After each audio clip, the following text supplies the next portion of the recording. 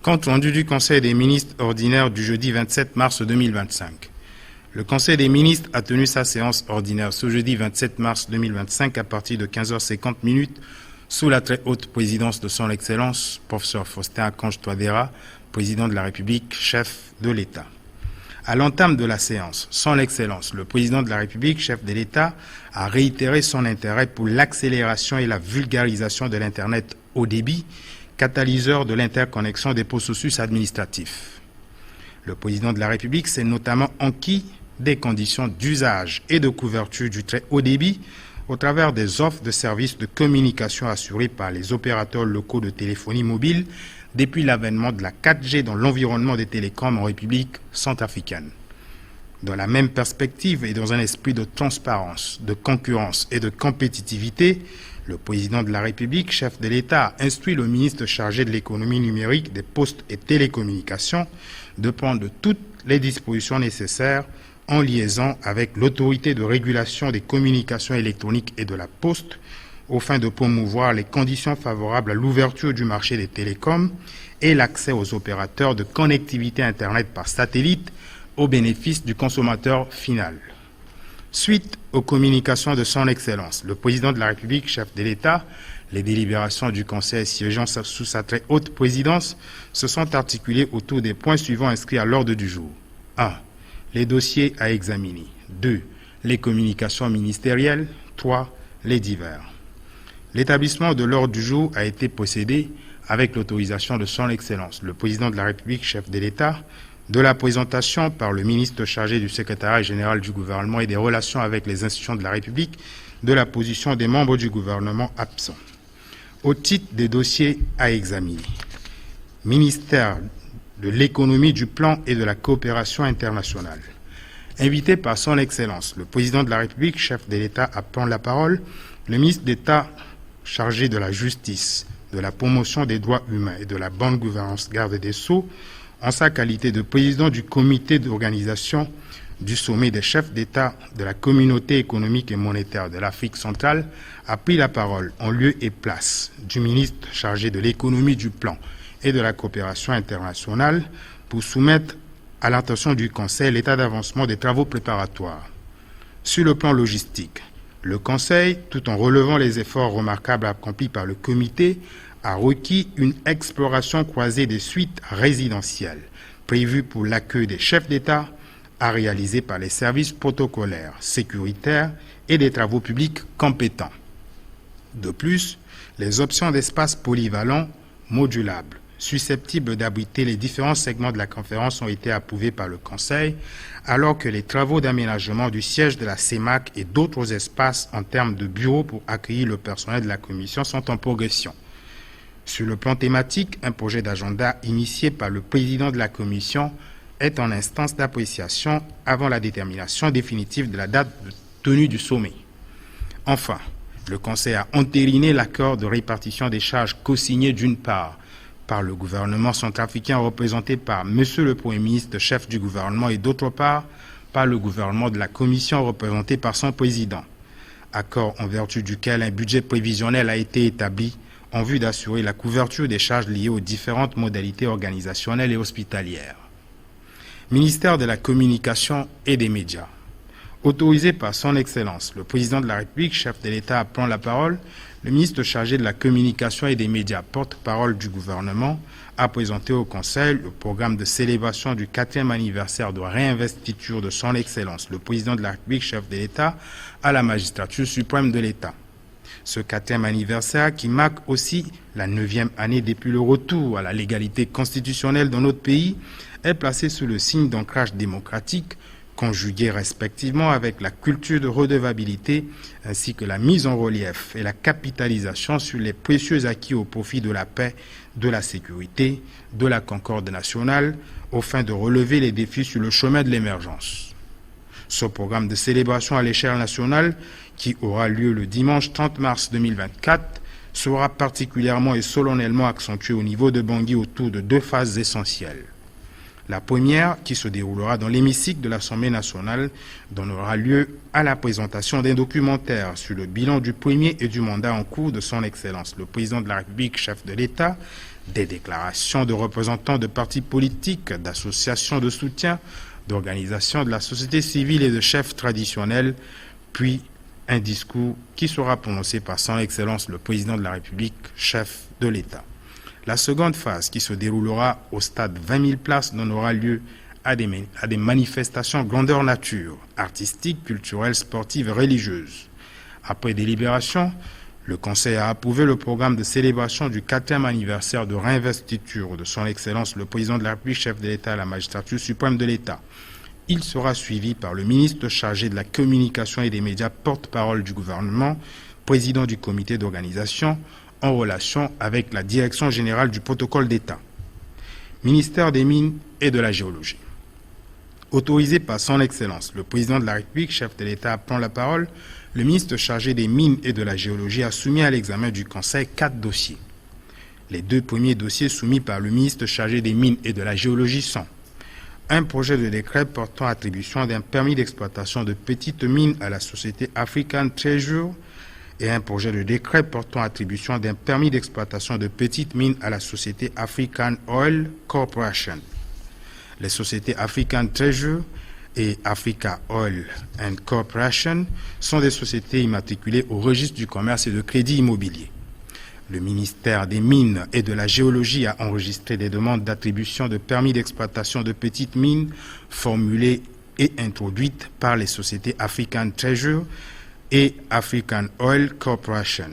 L'État centrafricain, représenté par le ministre des Mines et de la Géologie, a respectivement signé avec la société African Treasure et la société African Oil and Corporation une convention minière conformément aux dispositions de l'article 94 de la loi numéro 24.008 du 21 août 2024 portant Code minier de la République centrafricaine, qui dispose que l'octroi d'un permis d'exploitation industrielle est subordonné à la signature d'une convention minière entre l'État et la société d'exploitation créée par le titulaire du permis de recherche pour l'exploitation du gisement découvert.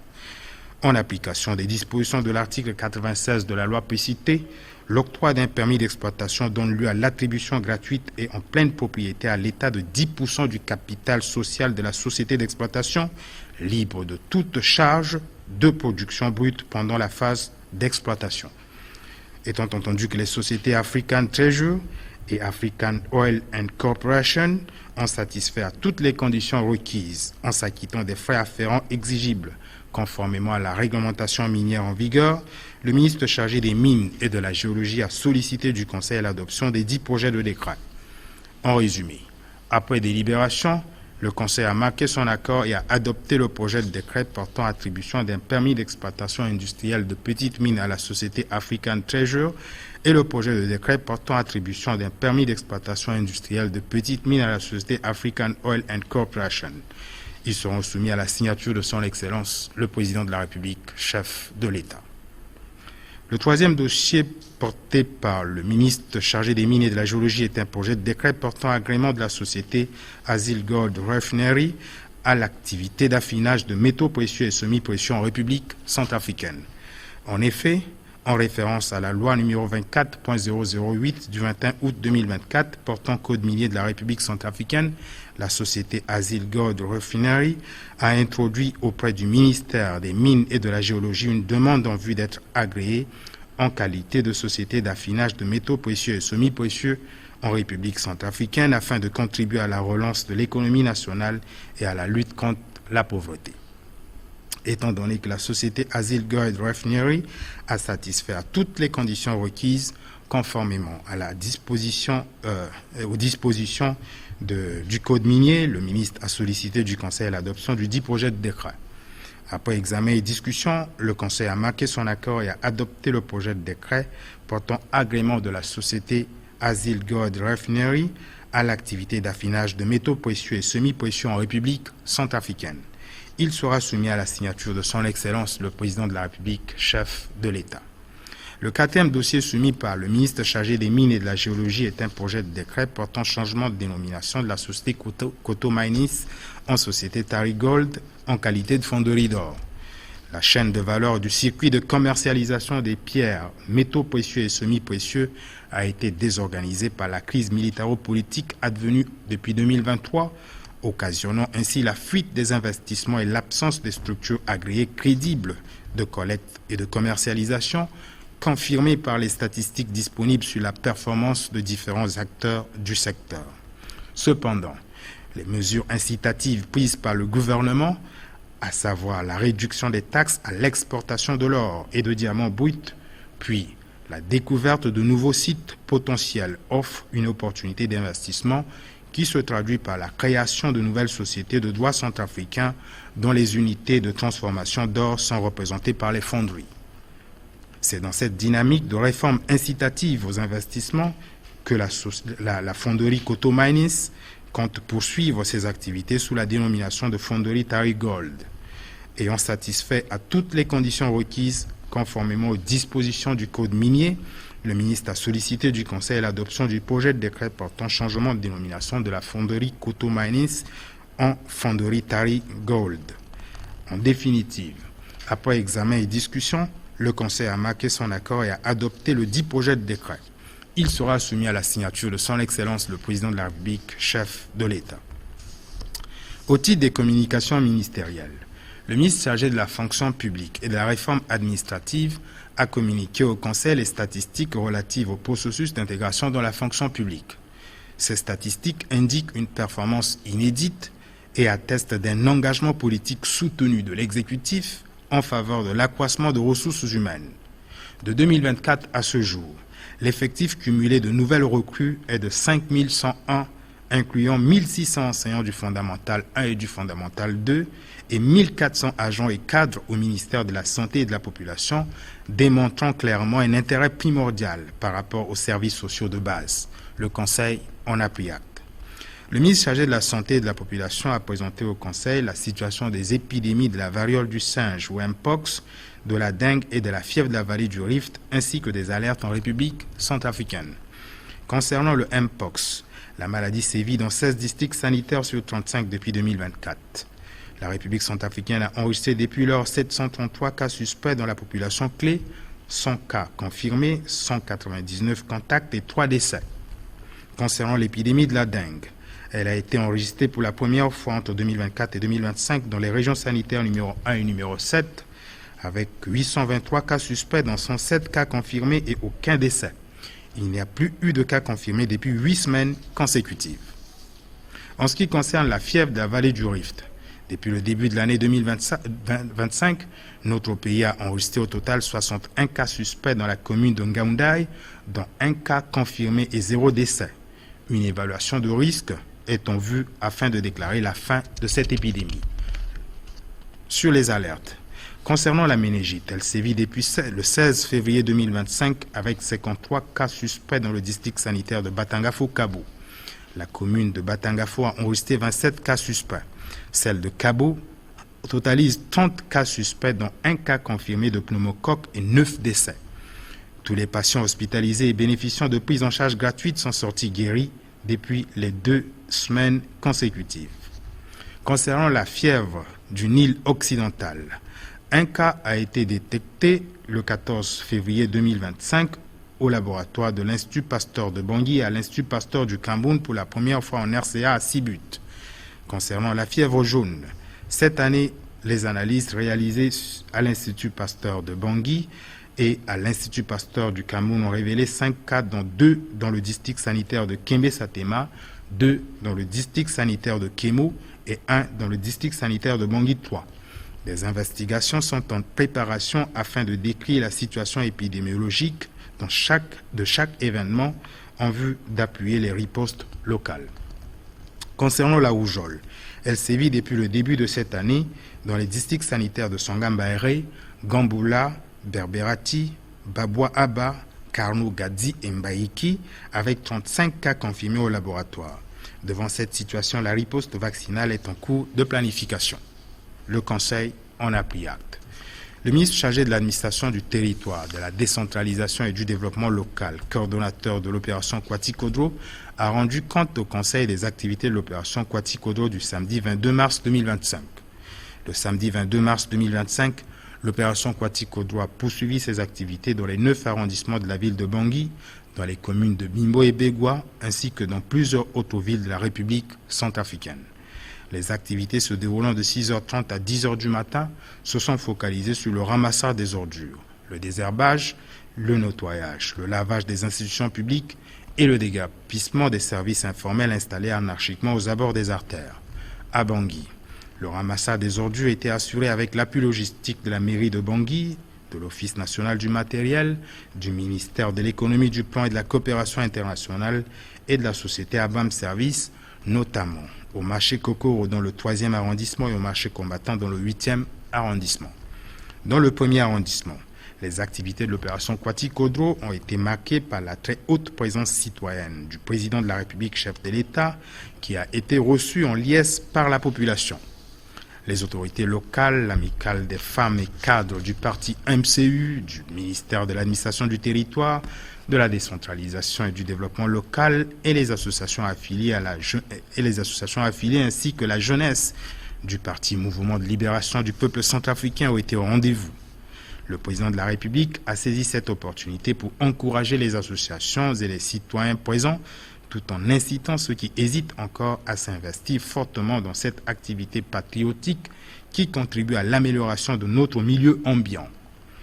Les travaux se sont focalisés sur le désherbage, le nettoyage et le ramassage des ordures dans l'enceinte du building administratif, tandis que les autres associations affiliées, le Conseil consultatif de la jeunesse, les leaders communautaires, ont procédé au nettoyage et au lavage dans l'enceinte du lycée Marie-Jeanne Caron. Dans le 2e, les autorités locales, les comités d'action citoyenne ont procédé au nettoyage et à l'enlèvement des ordures au niveau du marché Garangbaka. L'observatoire du ministère de la Santé et de la Population du mouvement Cœurs Unis était aux alentours du centre hospitalier universitaire de Bangui pour le désherbage et le ramassage des ordures. Dans le 3e, l'association des colliers Waligara et les éléments de la brigade d'intervention, de répression et d'appui à l'opération Kwati-Kodro ont nettoyé et enlevé les ordures sur l'axe menant vers les marchés Kokoro et Sambo.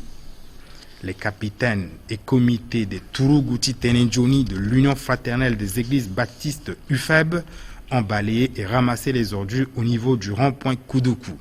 Dans le 4e, le ministre chargé de l'économie numérique, des postes et télécommunications, le ministre chargé de l'environnement et du développement durable, Madame le sous-préfet de Bangui Kaga, les autorités locales, les comités locaux ainsi que les associations affiliées ont procédé au curage et au nettoyage devant le commissariat central, au quartier Fou jusqu'au pont Goubagara avec l'appui du contingent rwandais de la MINUSCA. Dans le 5e, des activités de curage et de nettoyage se sont déroulées au niveau du croisement Omar Bongo. On notait à cette occasion la présence du sous-préfet de Bangui Centre, des autorités locales, de la jeunesse, des femmes, des associations engagées, du parti Centrafrique Nouvel Élan et de la jeunesse du parti politique Mouvement de libération du peuple centrafricain.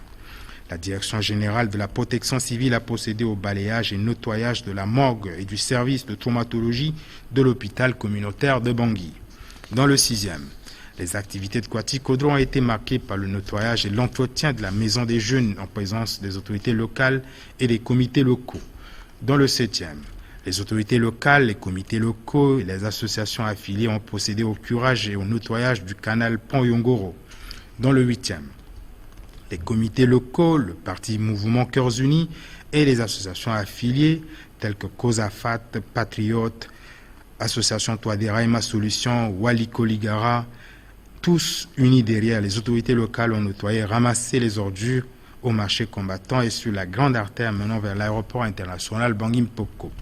Dans le 9e, la municipalité, les comités locaux, la jeunesse, l'association Walimolondo et Maï ont désherbé et nettoyé la mairie de Landjamboko. À Bimbo, les activités de cette journée ont été marquées par le nettoyage et le ramassage des ordures dans l'enceinte du marché Gitangola avec la participation des autorités et associations affiliées. À Bégua, la municipalité, en collaboration avec les comités locaux et différentes associations engagées, ont procédé au nettoyage et à l'enlèvement des ordures au niveau du pont bascule et les secteurs riverains. Le ministre chargé du commerce et de l'industrie et la plateforme Ele Songo ont nettoyé et ramassé les ordures au niveau du marché Ndangala, situé à 30 km de Bangui sur l'axe Mbaïki. Dans les autres villes de la République centrafricaine, les activités de l'opération Kwati-Kodro se sont déroulées dans les localités de Bambari, Bangassou, Kagabandoro, Bouka, Bois, Amadagaza, Berberati, Ndele, Nola, Sibut et Damara. Le Conseil en a pris acte. Au titre des divers, Madame le ministre chargée de la promotion du genre, de la protection de la femme, de la famille et de l'enfant a informé le Conseil de sa participation au nom de la République centrafricaine à la 69e session annuelle de la Commission de la condition de la femme qui s'est tenue du 10 au 21 mars au siège de l'ONU à New York. Madame le ministre a en outre informé le Conseil de l'adoption d'une feuille de route du Conseil national de promotion et de protection de l'enfance. Le ministre chargé de l'économie numérique, des postes et télécommunications a informé le Conseil des conclusions issues de la réunion des ministres de télécommunications de l'espace CEMAC tenue le 12 mars 2025 à Bangui, notamment en ce qui concerne la levée des franchises sur les services de roaming escomptés de la République de Guinée équatoriale. Le ministre chargé du Commerce et de l'Industrie a annoncé au Conseil que le dialogue public-privé se poursuivra le vendredi 28 mars 2025 autour de la thématique création de la valeur ajoutée dans le secteur primaire. Enfin, le ministre chargé du secrétariat général du gouvernement et des relations avec les institutions de la République a informé le Conseil, d'une part, des modalités d'application de la grille d'évaluation de l'efficacité de l'action gouvernementale et d'autre part, sur le déroulement en cours du programme de célébration à l'échelle nationale du 29 mars 2025, marquant le 66e anniversaire de la disparition du président Barthélemy Boganda, fondateur de la République centrafricaine. L'ordre du jour étant épuisé, son Excellence, le président de la République, chef de l'État, a levé la séance à 19h30. Faite à Bangui le 27 mars 2025, le ministre chargé du secrétariat général du gouvernement et des relations avec les institutions de la République, Ernest Mada. Je vous remercie.